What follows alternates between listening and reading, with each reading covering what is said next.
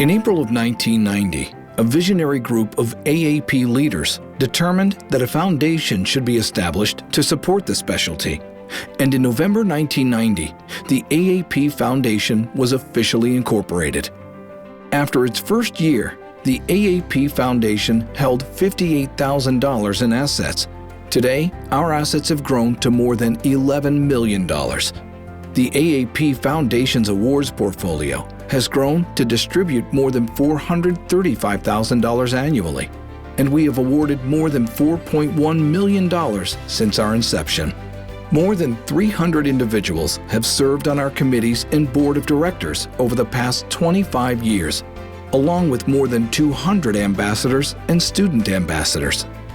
Many former award recipients have now joined the ranks of foundation leadership and are some of our most passionate advocates.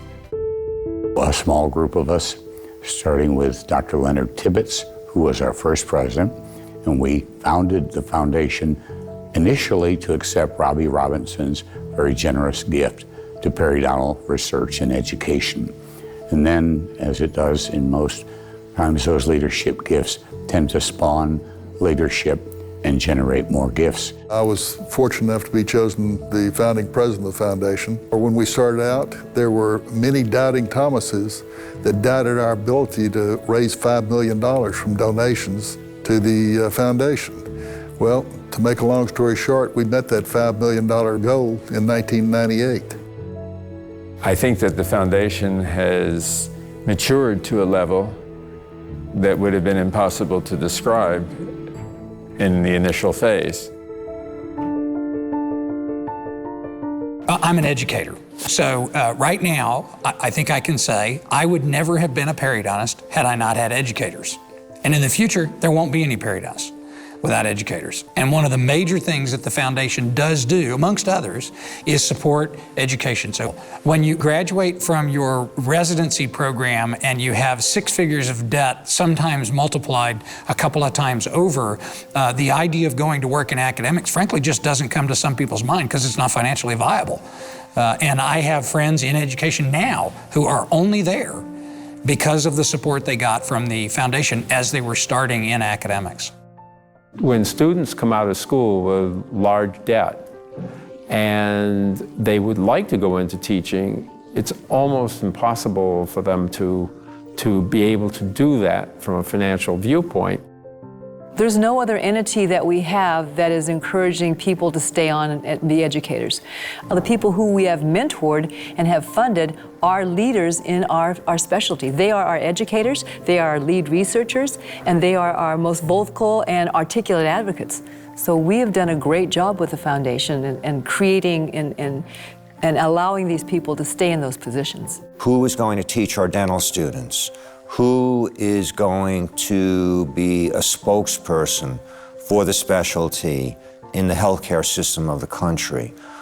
The foundation, with its vision of the optimization of periodontal health for all, has its mission, and how to get there is through philanthropy and through education, by funding fellowships, scholarships, grants, etc. The list of high-achieving, very prominent periodontal educators who can look back and see that the foundation was the tipping point, the foundation was the launching pad for their careers, is very gratifying to those of us who were there at the beginning. To keep our specialty progressive and having some of the brightest minds going back into teaching is very important. Since I've been involved in education my whole professional life, is the education part of it, and the idea of supporting, encouraging young people finishing our programs to try to get into academics. Because it's the primary force that's going to help carry that the profession into the future. You know, I can't imagine living your life in periodontics and having the opportunity to make a great living, helping people, and not want to give back to the profession that has been able to do all this for you.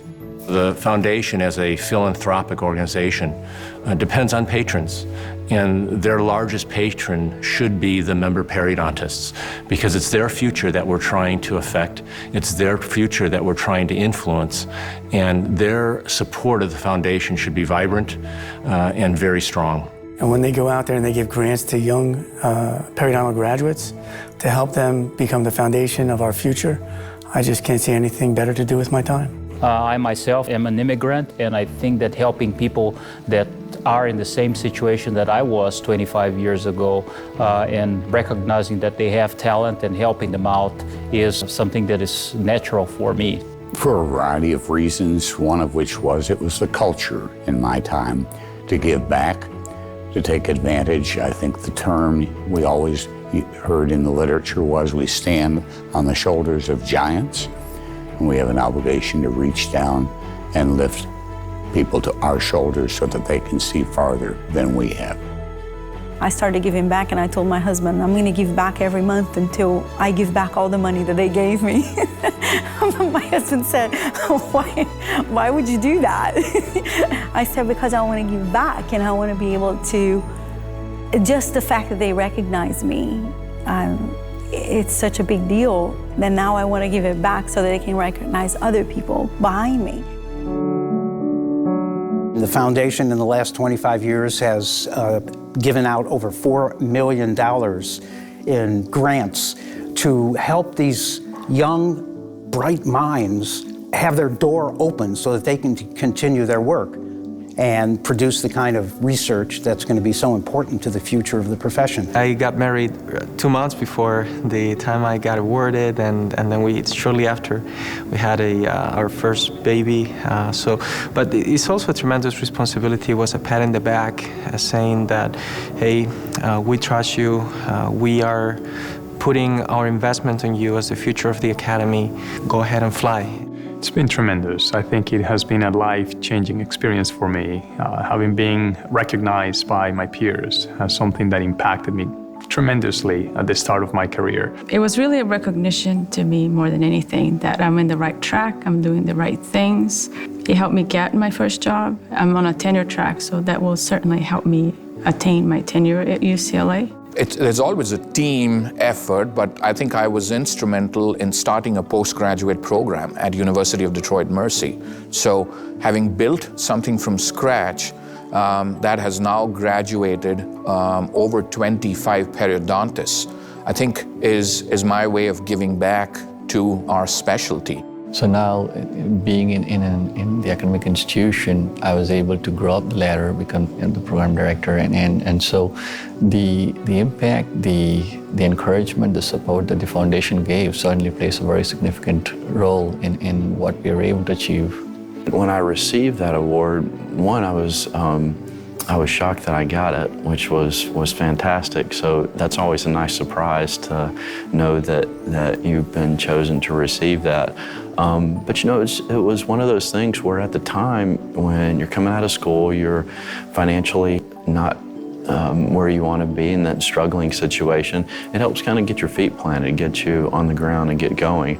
And it just really was a true honor to have that opportunity and that recognition. There's nothing that compares to being valued versus toiling in obscurity. I mean, who wants to be one of the Rembrandts or Van Goghs who are discovered later? And I would rather be discovered while it's happening. So I think from that impact on the young faculty who are discovered and appreciated, it just helps them grow.